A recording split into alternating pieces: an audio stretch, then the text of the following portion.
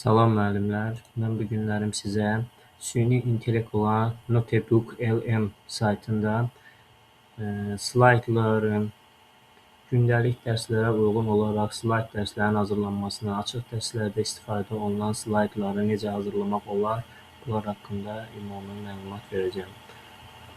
Demək, Notebook LM-i, yəni axtarış bölməsinə yazaraq Google-da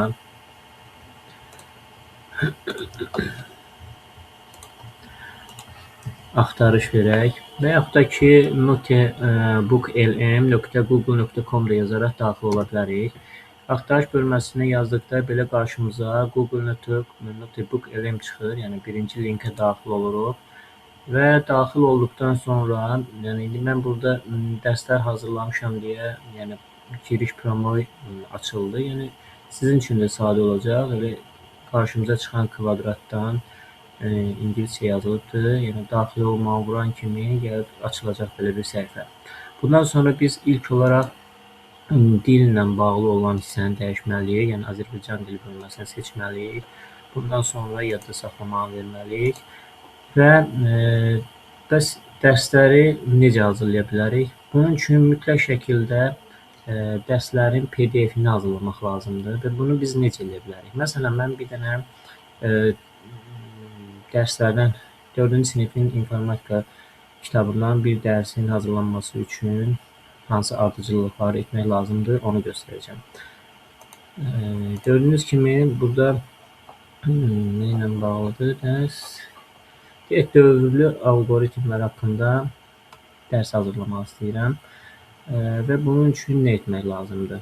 Burada gördüyünüz kimi, yəni səhifənin nömrəsi görsənir, daha doğrusu, yəni kitabın neçənci səhifə nömrəsi var, onu göstərir. Bu da 51-dir. Mütləq PDF-də olan nömrəyə baxmaq lazımdır. Səhifənin nömrəsinə yox, yuxarıda görsənən nömrəyə baxmaq lazımdır. Yəni, dərs hardan başladığını göstərir. Burada da böldür göstərir, amma burada 51-ci səhifədə olduğunu göstərir. Və biz 51-ci səhifə və dərsin sonuna gəlirik. Burada da dərsin sonu yekunlaşır 53-də. Yəni, gördüyünüz kimi 51-dən 53-ə kimi. Bunu yadda saxlamaq necə olar? Ctrl-P klavişini sıxıb saxlayırıq. Elə bilin ki, çapa veririk. Buradan çapa verməyəcəyik. PDF kimi saxla bölməsi var. Yəni, PDF kimi saxla bölməsini seçdikdən sonra nömrə sıralaması yazacağıq. Məsələn, mən bayaq dediyim kimi 51-dən 53-ə kimi idi mənim dərsim, lazım olan hissəsi. Baxın, gördüyünüz kimi başqa vərəqlər görsənmir. Bundan sonra saxla düyməsini sıxırıq. Və bura yazırıq 4-cü sinif. Məsələn, kiçik yazıram, yəni testlərinə dövr yazacağım. Dövr yazıb yadda saxla düyməsini vururuq. Və bundan sonra qaydırıq Google hesabımızdakı açdığımız Notebook LM-ə. Burada yeni banknot yaradaq, plus düyməsini vururuq. Plus düyməsini sıxdıqdan sonra qarşımıza belə bir pəncərə açılır. Bu nədir? Burada fayl yükləməklə, bayaqki PDF-i yükləməklə və yaxud da ki, video YouTube-da var. Həmin YouTube-dakı videonun linkini ataraq, həmin videoya əsaslanaraq bizə slayd hazırlanmasını təmin edə bilərik. Və yaxud da ki, kompüterin yaddaşında var və yaxud da ki, hardansa kopyalanmış mətni bura ataraq biz slaydlar, yəni dərslərin hazırlanmasını təmin edə bilərik. Mən indi PDF-i saxlamasını etdim və oradan 4-cü sinif baxın, dövr yazan kimi gəldi və atqırıq vururuq. Bir 5-10 saniyə gözləyirik, bu yüklənir. Gördüyünüz kimi, bəli, yükləndi.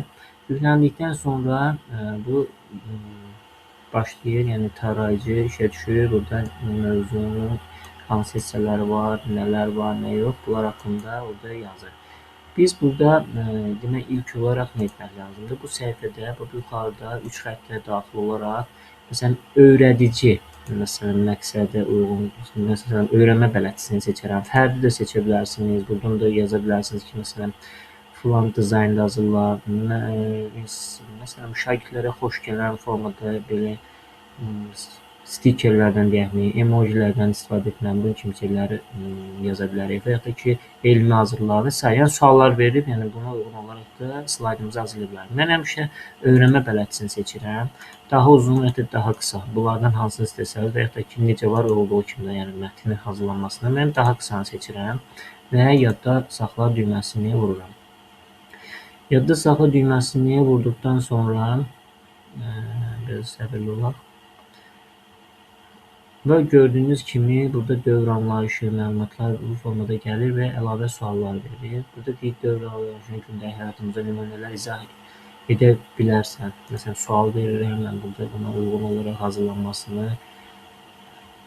İstədiyiniz, məsələn, burada birbaşa birinci əddən başlayaraq yerinə yetirilməsini, yəni nə istəsək, yəni burada bizə maraqlı olan sualları veririk, bu da bizə cavablandırır. Və burada gördüyünüz kimi qarşısında rəqəmlər var. Yəni nəyə əsasən hardan mənbə olaraq götürdüyünü burada bizə göstərmiş olacaq. Məsələn, burada 2 uyğunluğunda 2 yazılıbdır, bu hissəyə uyğun olaraq yazılmışdır və s. Bundan sonra gəlib keçirik bura. Burada demək, slaydın hazırlanması 7-10 dəqiqə arası çəkir. Yəni biz bunu vurub, çıxıb, gedib öz işimizi görüb gələ bilərik. Süni intellekt bizim üçün o dərsi hazırlamış olmuşdur. Amma gəl bunlar haqqında məlumat verir. Məsələn, Audi icmal hazırlayır, yəni səsli deyək ki, icmal hazırlayır dərs üçün, video izah hazırlayır, zehin xəritəsi hazırlayır. Bunu sonda istifadə etmək olar. Məsələn, mən sonda istifadə edirəm uşaqların görək nəyi necə diqqətlə izlədiyini bilmək üçün. Quizdir, yəni testdir, hesabatlar hazırlanmadır, öyrədici kartdır. Bunların ikisini gündəlik istifadə edirəm. Yəni mütləq şəkildə dərsi bunları hazırlayıb uşaqlarla sual-cavab üçün istifadə edirəm. Bir də vardır ki, inoqrafiya, bu da yaxşıdır. Yəni dərs haqqında yığıcan bir dizaynda, deyək ki, düşündürücü bir və ya da ki, necə deyə bilərik, yığıcan bir formada, şəkil formasında hazırlayır. Yəni bu ruçkalar nədir? Bunlar haqqında da məlumat verir. Məsələn, mən bu hissəni vurduqda albom formasında və ya da kvadrat formasında standart, qısa, ətraflı hazırlamaları təqdim etmək üçün istifadə olunur. Və bu vuran kimi başlayıb burada yeniləmə verib hazırlamağa və ya da ki, quizi vururam, quizi hazırlayır üzərindən. Öyrədici kartı bir dəfə klikləməklə gördüyünüz kimi onu hazırlayır. Zehin xəritəsini hazırlayır. Bu kimi işlər görür və burada da gördüyünüz kimi slayd hazırlama bölməsi var. Yəni bunun üzərinə bir dəfə vurmaqla slayd hazırlaya bilərik. Və ya da ki, dediyim kimi slaydı burada da qısa, uzun, necə var və ya da ki, tədqiqatçı suallarla və ya da ki, detallı və s. necə istəsəniz edib vura bilərsiniz. Məsələn, mən bunu vururam və başlayıb burada hazırlama mərhələsinə keçdi. Ən tez bu zehin, dediyim kimi, bu işarələrdən bilinir hansına aiddir. Zehin xəritəsini hazırladı. Testləri də hazırladı. Bunlar hazırlanana kimi göstərəcəyəm. Əvvəlki hazırladığım icmallardan bir neçəsini göstərim sizə. Məsələn, gördüyünüz kimi mən hər dərsi hazırlayıram. Yəni, burada gördüyünüz kimi rəqəmsal kommunikasiya, mobil və rabitə, 7-ci sinifin 1-ci fəslini bəlkə göstərdiyim kimi PDF şəklində yazmışam, yəni atmışam. İndi demişəm, bunun üçün mənim üçün test hazırla. Olur ki, məsələn, riyaziyyatdan da belə bir şey, çox oxu, riyaziyyat fənni üçün. İndi mən informatikadan çox hazırlamışam. Burada da məsələn, riyaziyyatdan da hazırlamışam. İstənilən fən üzrə, istənilən dərs üçün hazırlamaq mümkündür. Dediyim kimi PDF-i oradan kəsib, tullayırıq və özü bu işi yerinə yetirir. Gördüyünüz kimi, məsələn, burada 2 dəfə inoqrafiya hazırlamışam. Bir dənə şəkillə açılsın. Gördüyünüz kimi, çox gözəldir bir inoqrafiya. Bunu dərsin başlanğıcında bir düşündürücü şəkildə vermək olar. Gördüyünüz kimi, çox gözəldir, dizayn eləyir və s. Bundan başqa, baxın, slayd hazırlamışam burada. İndi slayda baxaq. Bunu endirib, çevirmə qaydasında göstərəcəm. Bəzilərində endirmə bölümündə gəlir ki, bunu PowerPoint-da yüklər və ya da ki, eləsində var PDF şəklində yüklər. PDF şəklində olsun, fərqi yoxdur. Yəni, göstərmək olar. İndi o yüklənsin, daha yükləndim. Baxın, əvvəllər hazırlamışam. Çoxluqların birləşməsinə aiddir. Gördüyünüz kimi çox gözəl dizayn edilibdir. Riyaziyyat çoxluqlar nəzəriyyəsinə uyğun olaraq birləşmə, burada iki qabın birləşməsini gördüyünüz kimi Venn diaqramını keçibdir. Təkrarlanma yoxdur və yaxud da ki, A və B-ni ortaq elementlərini bir dəfə yazmaqla. Burada özü misal veribdir, burada göstəribdir. Nəticə hesablamasıdır. Burada çox gözəl, yəni dərslər hazırlayır. Buna görə çox əlverişli bir proqramdır. İstərdim ki, mən yararlandığım kimi kimin də kompüteri varsa istifadə eləyib şagirdlər üçün dərsləri, gündəlik, yenə bu açıq dərs olmasın, fərqi yoxdur. Gündəlik dərslərdə istifadə eləyə və təqdim eləyə bilər. Çox gözəl də dərslər hazırlayır. Yəni fənnin fərqi yoxdur. Bax, mən bu riyaziyyat üçün indi bəlkə hazırladığımız dediyim kimi 4-cü sinif informatikasına aid idi. İndi slayd hazırladı. Məsələn, baxın, inoqrafiyanı hazırlayıbdır dövrlər üçün. Yəni, baxalım. Gördüyünüz kimi, burada kitabdan götürərək təkrarla eyni dəfə burada kitabların hazırlanması, orada da və yaxud da ki, hər hansı bir işin gördüyünüz kimi qabların yuyulması ilədir, nəm sayı ilədir. Yəni, neçə dəfə təkrar olunmasıdır, kərpiçdir, gündəlik həyatımızda yerdə də daşımaq və ya da ki, kitabda olan hissələri yığcamlaşdırıb. Orada dərsdə var ki, məsələn, hovuzun dolması üçün neçə vedrə suyunu aparsaq, yəni təbii ki, burada bir neçə dəfə təkrar olunma olur ki, bunda dövrü alqoritmdir. Sonra burada gördüyünüz kimi belə bir qeyddə veribdir ki, təkrarların yerinə yetirilməsinə bu cür təkrarlanmadır. Dövrlərin, baxın, mahiyyətini, hər bir şeyi çox gözəl də izah edir. Sonra burada, məsələn, bayaq dediyim kimi testlər bölməsidir. Dərsə uyğun olaraq 10 dənə test hazırlayıbdır. Alqoritmdə təkrarlanan olan addımlar ardıcılı necə adlanır, məsələn, dövrdür. Əgər indi ipucu növbəti keçək, ipucu da verir, məsələn, burada görürsünüz, məsələn, səhv sual vuraq, buradan bir dənə səhv vuraq. Səhvi vuran kimi düzü də göstərir və aşağısında izahını da verir. Yəni, çox gözəl bir nəticəyə əldə etmək olar. Gözəl proqramdır. Sonra burada kartlar haqqında deyim. Kartlar nədir? Məsələn, hər bir dərsə cavabsız, məsələn, buna 50 dənə kart hazırlayıbdır. Alqoritmdə bir neçə dəfə təkrar yerinə yetirilən addımlar ardıcıllığı necə adlanır? Uşaqlara sual verir, uşaqlar cavab verir. Baxırıq, sonra cavabı doğrudur ya səhvdir. Burada da görünür. İzah edin var burada. Hər bir şey, yəni gördüyünüz kimi hər cür sualları burada təqdim edir. Baxın, sol hərəkətə sahib, baxın. Çox gözəldir, yəni dediyim kimi bizə dərslər hazırlayır.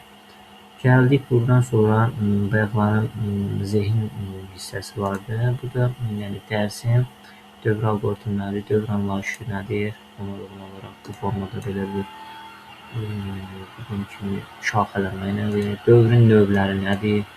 Baxın, burada ona uyğun olaraq verilir. Sonra görürsünüz, təkrarlanan, üçün məlum olan, məlum olmayan, dərsə aid olaraq da bunun sonunda istifadə etmək olar, soruşmaq üçün görək uşaqlar fikri haradaydı, dərsə qulaq asırmı və necə. İndi slayd hazırlanır, yenə dediyim kimi 7 və yaxud da ki 10 dəqiqə arası çəkir. Yəni, biz gözləyə də bilərik və yaxud da ki, belə vurub üzərindən slaydı gedib işimizi görə bilərik.